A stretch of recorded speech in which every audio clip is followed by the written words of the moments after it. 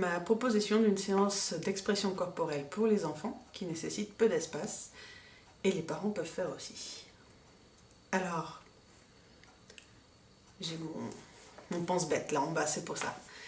Donc déjà commencer par les échauffements que j'ai déjà mis en ligne dans mon cours de danse enfant, c'est-à-dire l'escargot et l'étoile. Ensuite, vous pouvez continuer avec une autre vidéo déjà en ligne, c'est la danse des articulations. C'est libre et en plus ça permet, en plus du fait de bouger, ça permet aussi de parler des articulations avec les enfants. Selon l'âge qu'ils ont, c'est peut-être une découverte, toutes les articulations. Ensuite, je vous propose quelques jeux. Je ne vais pas tous les filmer parce qu'il y en a qui n'ont pas d'intérêt à être filmés, donc je vais vous les expliquer ici. Le jeu de la statue, ça marche très bien. Hein. J'ai enseigné pendant 8 ans à des enfants, donc je sais que c'est un jeu qui fonctionne très bien, très simple. Il faut une personne qui contrôle entre guillemets la musique. Et donc elle lance la musique, on danse, et quand la personne arrête la musique, on s'arrête en statue. C'est-à-dire dans la position dans laquelle on était. Voilà, et ça peut durer le temps du morceau par exemple que vous avez mis. Et ça peut être sympa que ce soit aussi parfois l'enfant qui contrôle la musique, parce qu'il y a aussi un petit côté sympa à décider quand est-ce qu'on arrête et quand est-ce qu'on relance. J'ai perdu ce que je voulais dire sur ce jeu, mais c'est pas grave. Peut-être ça me reviendra, peut-être pas. Vous êtes forcément deux, l'enfant et vous, puisque voilà, vous êtes confinés ensemble. Ou alors vous avez plusieurs enfants, et vous pouvez faire à ce moment-là le jeu du miroir. On se met face à face. Il y en a un qui commence à faire des mouvements, n'importe quoi, ce qui lui vient, et pas trop rapide, et l'autre en face doit faire exactement la même chose, comme s'il était face à un miroir, comme s'il était le miroir plutôt de l'autre, de celui qui danse. Voilà. Et on échange les rôles, ce qui permet à chacun de s'exprimer dans ce qu'il a envie d'exprimer et aussi ce qui permet à l'autre d'aller explorer l'univers corporel dansant de l'autre. Voilà.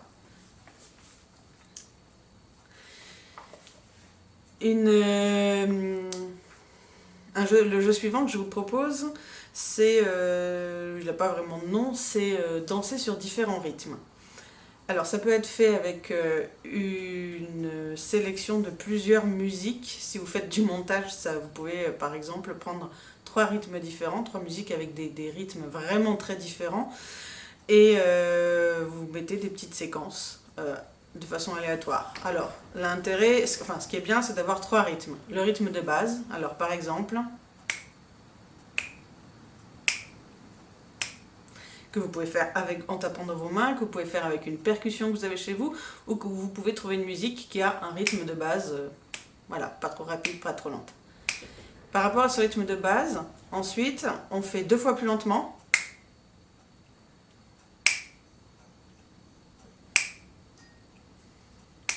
Donc, ou alors on trouve une musique qui est vraiment très lente. Et par rapport au rythme de base, on peut aussi aller 2 fois plus vite.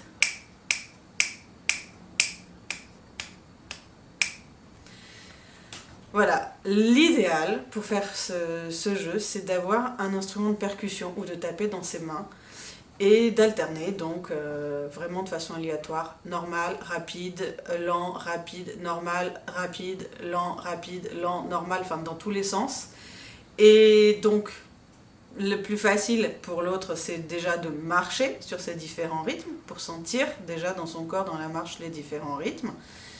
Et quand c'est bien acquis, on peut faire aussi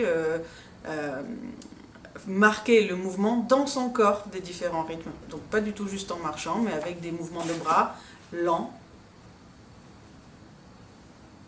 Et puis rapide.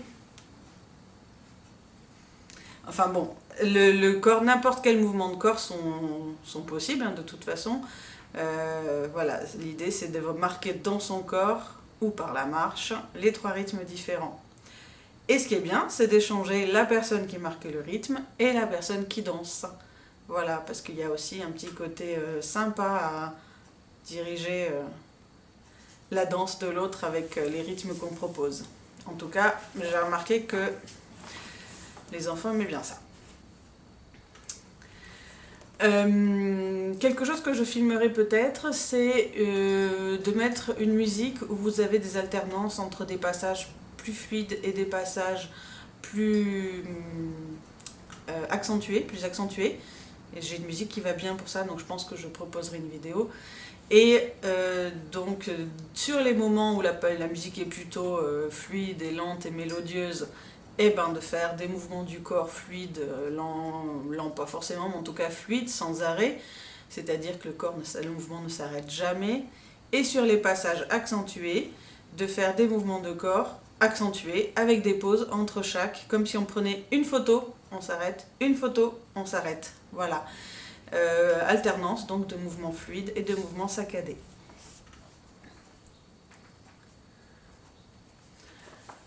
Il y a aussi, celle-là aussi peut-être que je proposerai une vidéo, parce que c'est pour voir vraiment de quoi je parle, c'est d'utiliser différentes parties du corps pour guider le mouvement.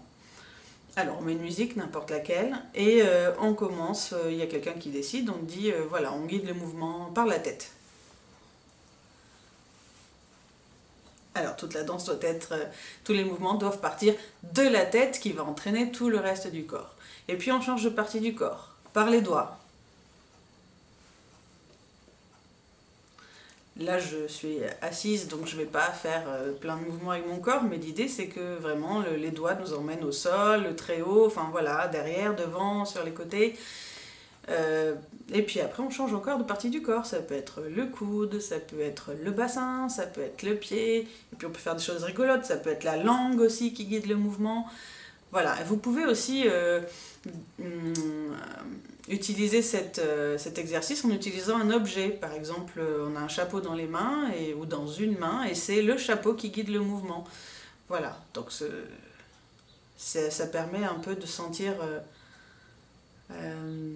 toutes les parties du corps qui peuvent entraîner ensuite tout le reste du corps dans un mouvement, et ça donne des mouvements très différents. Si c'est la tête, si c'est le bassin, si c'est le pied, si c'est les doigts, si ce sont les doigts. Voilà. Enfin, pour terminer, c'est pas forcément un ordre que je vous donne là, mais pour dernière proposition que je vous fais, c'est d'utiliser le sol et de travailler au sol tout. Ramper, tourner, se mettre sur le dos, se mettre sur le ventre, et de changer les appuis, parfois sur les genoux, parfois sur donc juste le ventre, parfois juste les fesses, parfois juste le dos. Voilà, d'utiliser le sol dans toutes les possibilités qu'on peut avoir au sol. C'est peut-être plus facile sur des musiques lentes.